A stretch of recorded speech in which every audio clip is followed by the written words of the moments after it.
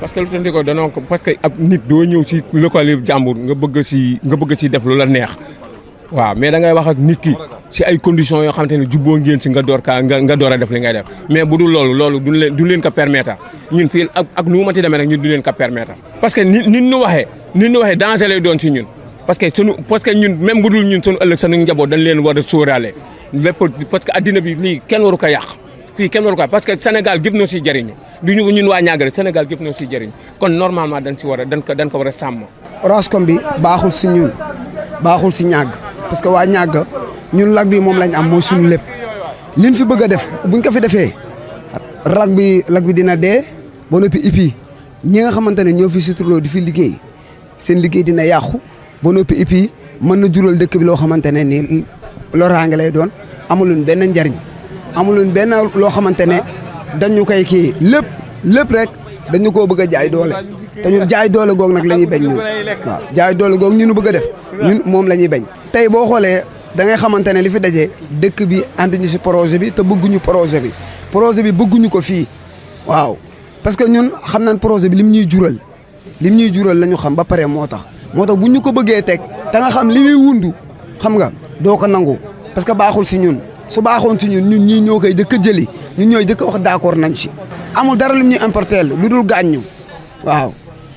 ñu nag ñu ngi tàllal loxo premier ministre Sonko di tàllal loxo président Bassirou Diomaye Faye. projet bi Niaga àndu ci depuis waxam bu njëkk mooy waxam tey rek mooy àndul si projet bi parce que fi ñu koy def baaxul ci Lac Rose souvent. dañuy wax ni nit ñi dañuy bañ développement non bañuñu développement tey ku dëkk si gox bëgg nga gox ba développé mais tey ñi nga xam ni jeunes yi nga gis fii yëpp ñoom ci côté boobu la ñuy liggéey mooy Lac Rose boobu tey suñ fi defee projet boobu rek mën na andi rëq-rëq si dëkk bi lu bëree bëri. beneen bi mooy tey bu fekkoon lu mel ni ay hôtel lañ fay def wala loo xam ni dafay méngoo ak tourisme dëgg vraiment du am kenn koo xam ni day taxaw naan d'accord ci wala bëgg ko tey loolu buñ ko defoon état bi bu ko defee dina arranger jeunes yi nga xam ni ñu ngi si zone bii te ñoom ñëpp amuñu liggéey te seen liggéey yëpp Lac Rose la boobaa hôtel yi mën nañ leen jël ñu liggéey mën na am ay guides yoo xam ni dinañ fa liggéey bari na ay opportunités yoo xamante ni nii tey bu doon ay hôtel mën na nekk mais ay bâtiments yoo xam ni nit ki day ñëw construire que jaay ko à 12 ba 30 40 millions bu paree def xaalisam si poosam dem.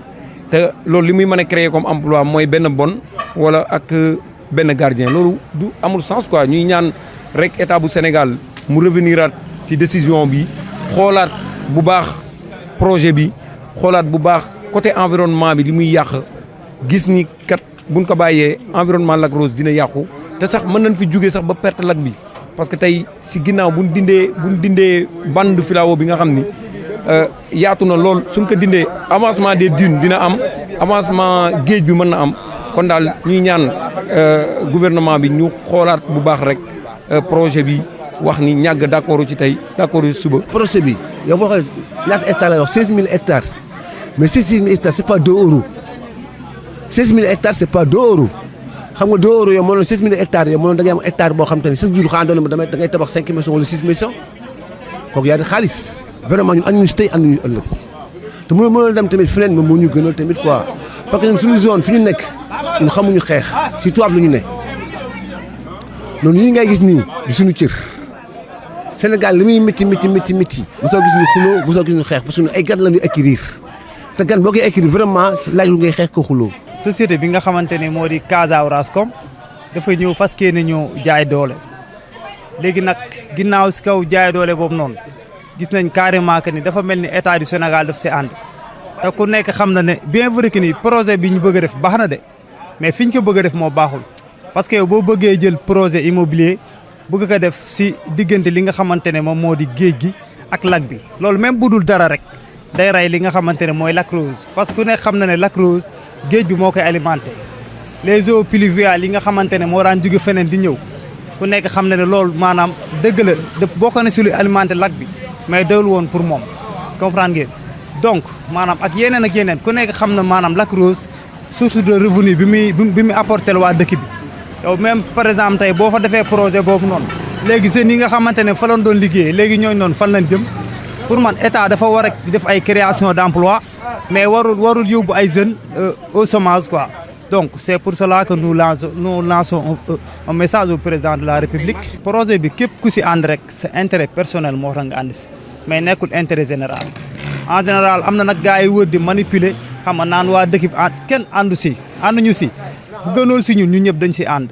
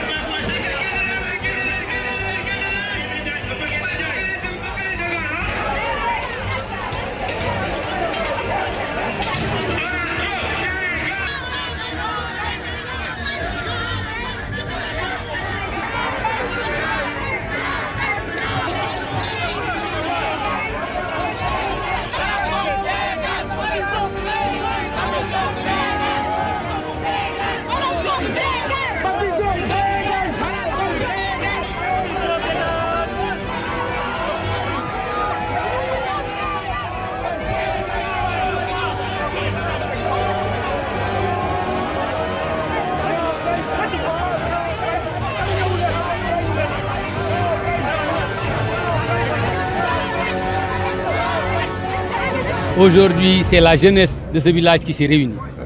Cette jeunesse parle d'une seule voix. Le projet Orascom est un projet qui va détruire notre environnement, détruire la bande de filao que nous avons plantée, nous les habitants de Niaga. Plus de 40 000 pieds de filao ont été plantés par les populations entre 2005 et 2006. Là, le projet va le détruire. Le projet va détruire les dunes. Le projet va empêcher l'infiltration de l'eau vers le lac, entraînant inéluctablement le déchètement du lac Rose. Donc la disparition de ce lac Rose, avec comme corollaire l'arrêt de l'exploitation du sel et effectivement une zone aride où aucune activité économique n'est envisageable. Ce projet répond à un seul objectif, des intérêts économiques d'une multinationale étrangère. Ces intérêts économiques, c'est quoi? Construire 18 000 logements,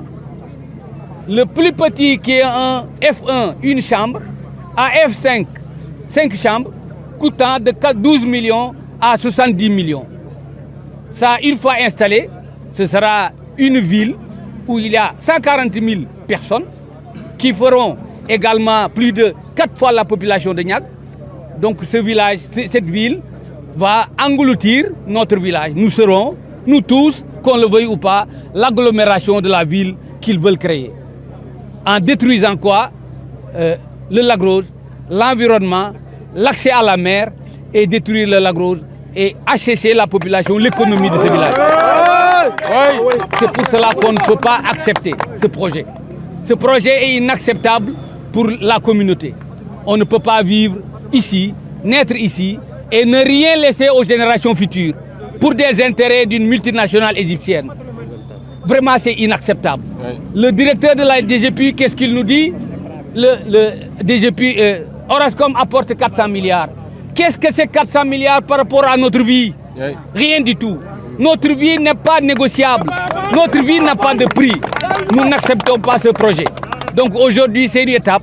Nous allons encore travailler pour faire comprendre au président de la République, son Excellence Bassirou Diomaye Diakhar Faye et son Premier ministre Ousmane Sonko, ce projet-là n'est pas bon pour le Lac Rose. C'est contraire aux ambitions du Lac Rose qui était de faire de ce Lac Rose un pôle touristique. Ce que bien sûr l'ancien président, bien qu'il a été vomi par la population, disait toujours que le Lac Rose n'est pas une réplique de Diamniadio. Le Lac Rose n'est pas une réplique de Diamniadio. On ne va pas faire la même chose que Diamniadio. Aujourd'hui, c'est la même chose que les gens veulent faire à Lac Rose. Donc, prendre des chambres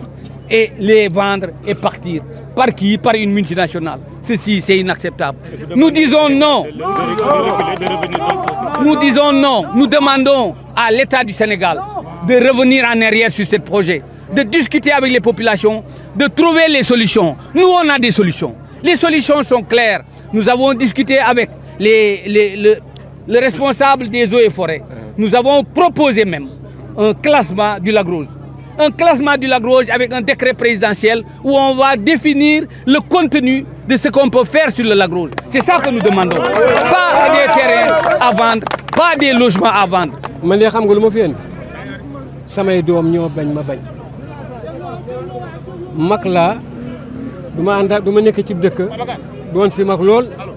samay doom góor ak jigéen bañ dara man ma ñëw di ko bëgg kooku ma dee sax moo ma ko gën a loolu dong nga moo ma fi leneen andiwu ma fi samay doom li ñu bañ naak li ñu bëgg naak ndax ñoom rek laa am bu ñu ne woon na tey nangu nañu mën a nangu na waaye dañoo bañ damay bañ ba keroog sus ko aw bu damay bañ man nag li may wax nii répétition la maa ngi koy wax ci cadre chef du village Gaynde Ndiaye maa wax ci cadre ma ne Alaaji Mamadou Ndiaye chef du village nee na d'accord ci projet bi Mamadou Ndiaye d'accord ci projet bi naka ñëpp a dégg Sénégal naka dégg fudul Sénégal naka dégg Mamadou Ndiaye ay doomam bi ñu ko fal ba pare di bañ lëf mu ñëw di ci d'accord kon du gor Mamadou Ndiaye gor la kaddu gu njëkk ga ba tey mooy gu mu jigi fu mu dem fu mu bëgg war a dem demu fa man ma dem fa may na ma waxal ci sama kaddu li may wax ci kaddu am na xam naa ko 29 hectares yi maire ku gis mu sa gis ab maire bu dëkk ci dëkk ñëw na dëkk bii damay doon maire bi rek dinaa fa am 29 hectares loolu amul fenn ci àdduna ba Sénégal amee di Sénégal ba tey amul maa yilif commune bi maay nangu suufi gars yi di ko jëriñoo ñoom ñu toog loolu amul fenn ci àdduna kon nag man li may wax maa ngi gërëm xale yi yëpp jiital ci Amath Wade bii muy suñu responsable politique Amath Wade nit ku baax la nit ku dëggu la ak président foyer kii nu mu tuddati Alassane Wade ak ñoom Sakho ñi ko encadré ak ñoom gaynde gune yëpp daal bu ku lim da ngay juum di ci jiit di wax ci turu waa ji Ibrahima Mbaye ak la aar Lac Rose da cee sonn lool ñëw na penc ma ba tàyyi yéen mag ñi dimbali leen ma ci aar Lac Rose Ibrahima Mbaye na nga xam ne am na ñoo xam ne ñu ngi gëmloo seen bopp loo xam ne loolu amul Orascom daal bu liggéeyee bu day génne suuf si di leen ko jox ba ay benn ñu di ko jëriñoo ñu des toog naka nañu seen bopp ñàgg dundewul noonu léegi de ñàgg lépp lu mu am parce que commencé ki jëkk juddu ba si ki mu juddu ñoo koy bokk ak lu ñàgg am nag bu yaakaar ne am nga taxaw nga foo xam ne bu ñàgg li nga bëgg bu amee ñàgg yow moomu yaay jariñ ñu ci des toog ndax nga sa bopp de ñàgg dundewul noonu de ñàgg dundewul jarul jarul nangu ger bu ñu leen ger bu leen jël ger dama ne ñoo ñu jël ger ba yaakaar ne ñoo ci ne wallahi asim wallahi bu ñu amee ngeen am barke Alaaji Maalik ñun nag population ñàgg ñu gis ni foofu mu bëgg a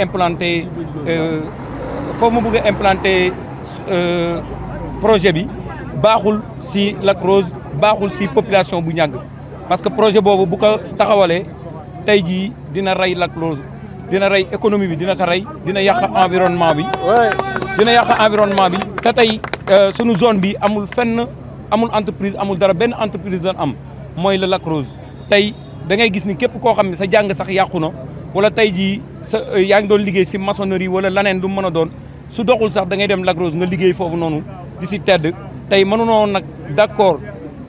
ñu toog tey rek ñu wax ni am na société bi nga xam ne mu ngi ñëw fii pour lan defar ay logement 18000 logements yoo xamante ni dafay ñëw plus de 20 000 habitants ñoo xamante ni dañ leen di andi fii si commune bi ñu wax ni benn kii bu nekk logement bu ne mën na jar 12 millions ba 30 à 100 millions loolu ñun mënuñu ko te duñ ko bëgguñu ko tey bëgguñu ko ëllëg li ñu bëgg daal mooy li ñu bëgg mooy état bi ñu ngi koy ñaan mu reveniraat si décision bi mu xoolaat que ñëw même tey jii bu fekkoon dañuy def foofu lu mel ni ay hôtel parce que méngoo na ak tourisme mën na créer emploi kenn du ko bañ kenn du ko dàq mais vraiment lii daal ñu ngi koy ñaawlu di ñaan état bi rek mu dimbali ñu si may dégg. li nga xam ne moom moo yàqu-yàqu yu am Lac Rose yëpp mais bi si gën a doy waar bi gën a xam ne tey bii moom moo si ëpp doole mooy projet Orascom bi nga xam ni tey jii 216 hectares yoo xamante ni moo nar a yàq environnement wu Lac Rose et son écosystème te loolu nag dafa nekk loo xamante ni dafa am ay ñetti fànn yoo xamante ni mën nañ ko si jàpp si ay yàqu-yàqu la benn bi mën nañ ko jël si wàllu environnement parce que tey Lac Rose buñ ko xoolee dinañ xam ni dune de sable yi ak bande de filao bi moom moo nekk charme bi tey bu fekkee ni projet bi ñëw na foofu ñu dindi foofu bande de filao bi ak dune de sable yi loolu day yàq complètement Lac Rose mais beneen bi mooy tey li nga xam ne moom mooy fi Sénégal toll ñuy xeex érosion côtière l'avancement de la mer di def ay séminaire partout di ñaax xale yi si njëmbatum garab donc tey ñu am projet boo xamante ni dafa fas yéene déj ay garab pour mën a tey tabax ay bâtiment yoo xamante ni ay immeuble lay doon lu jotawul ak dara li nga xam ne moom mooy sunu environnement waxtaan nam tamit li nga xam ne moom mooy Lac Rose ni ko état gisee woon muy vision en tout cas boo xamante amoon nañ ko ba d'accord sa population yi mooy faire Lac Rose une pôle touristique nag buñ ko waxee dëkkuwaaye dafay méngoo ak li nga xam ne moom mooy la fa nekk ci wàllu anam bi ci wàllu alam beeg filao yeeg économie ba fay daw muy tourisme bi parce que des milliers de personnes ñooy xëy di daan seen doole foofu te loolu lépp nag bu fekkee ni tey état jëlu si considération cela veut dire que amul vision sur la Lac Rose parce que gis nañ 2022 li xewoon Lac Rose mooy inondation yi ñëw ñu sotti ndox mi Lac Rose gis nañ tamit li nga xam ne moom mooy problème foncier am na ñu ne aller au Lac Rose donc ñun état depuis Senghor ba tey jii Bassirou Diomaye Diakhar Faye gis nu benn état bu am vision sur le Lac Rose xanaa rek lu dul jéem a résoudre les problèmes de l'état loolu la mën a jàpp li nga xam ne tamit mosu doy waar mooy tey DGPU bi nga xam ne am na fi 7000 hectares nga xam ne tey l'état du Sénégal moom moo wax daa DGPU mu piloter en tout cas les projets pôle urbain du Lac Rose et du Diamniadio mais DGPU boobu avec la collaboration de la mairie ñëw fexe ba jox multinationale boobu 216 hectares à côté de ça notre maire qui est le maire de la commune de Niaga Tivaouane Peulh bénéficie de 29 hectares yoo xamante ne tey jii tamit moom il est en phase d'exploitation donc loolu lépp nekk ay njiix ak njàq si population boo xamante ni ñu ngi yor seen activité créer seen entreprise bopp créer seen activité bopp ñu nar leen ko nasaxal nar leen ko yàqal pour des multinationalistes te loolu Orascom waxtaan nañ seen ñoom bind nañ ministre de l'environnement bind nañ ministre du tourisme le premier ministre son président de la République lan moo si des bëgg nu mettre en face ay confrontation avec la gendarmerie avec waa Orascom te loolu ñaanuñu ko yàlla dañoo bëgg état nekk un état de droit parce que dañoo amoon espoir on avait espoir sur ce nouveau régime parce que régime bi il nous avait beaucoup parlé de la protection du littoral te loolu dafa bokkoon li tax ñu fal leen mooy protection de la littoral te loolu ñëpp ko bokk donc gis nañ tey jii ni fi Ousmane Sonko daan taxawee duñu ko wax loolu nag tey bu ñu naree souffrir loo xamante ni moo ëpp doole foofu li ñu daan souffrir si taawu Macky Sall dama naan boobaa l'état dafa nekk fuy échec sur les problématiques du Lac Rose te loolu nag moo tax tey population bi def acte 1 parce que bii suñu premier acte la acte bi mooy première façon de sensibiliser mobiliser dénoncer leneen li si topp nag ñu ngi koy xalaat ban point la ñuy def pour mën a wax carrément état bi lii duñu ko bàyyi tey duñu ko bàyyi ëllëg jusqu'à notre dernière goutte de sang li ñuy sàkku si moom mooy état ñëpp la fi nekkal bu fekkee projet bi ampleur bi mu wax ak ni mu mel tey jii doon na baax tey waxuma la sax premier mais président de la république si boppam ñëw wàcc sur le terrain bi ñëw wax ak population bi li nga xam ne tey jii mooy projet bi wax ak waa askan wu Lac Rose sensibiliser leen parce que Lac Rose quand même mais tey jii Diamniadio on a beau parler du pôle urbain du Diamniadio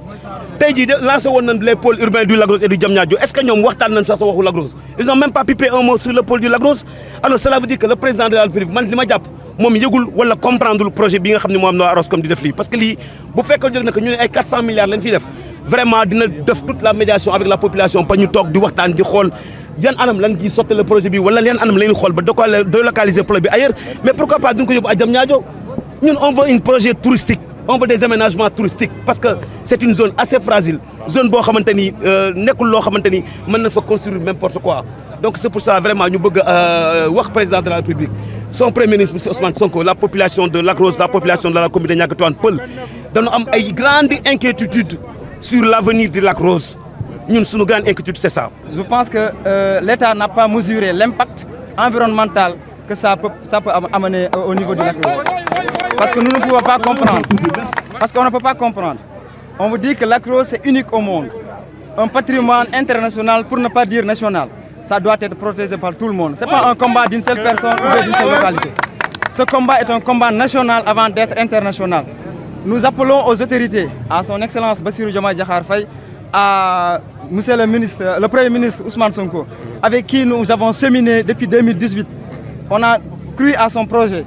Nous avons défendu le projet jusqu'à l'accession au pouvoir. Nous voulons que ces autorités prennent leurs responsabilités par rapport à la situation du Lac Rose. Ils ont arrêté à Malika, à Mbour 4, ils ont arrêté des chantiers et des travaux, des projets qui c'était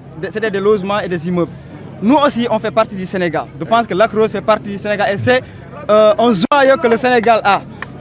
Avec le maire qui est derrière tout ça, nous savons c'est pourquoi il est derrière le projet. Parce qu'il veut vraiment accaparer 29 hectares au détriment de la population, au détriment des activités touristiques qui sont au Lac Rose. Nous n'accepterons pas ça, nous allons nous battre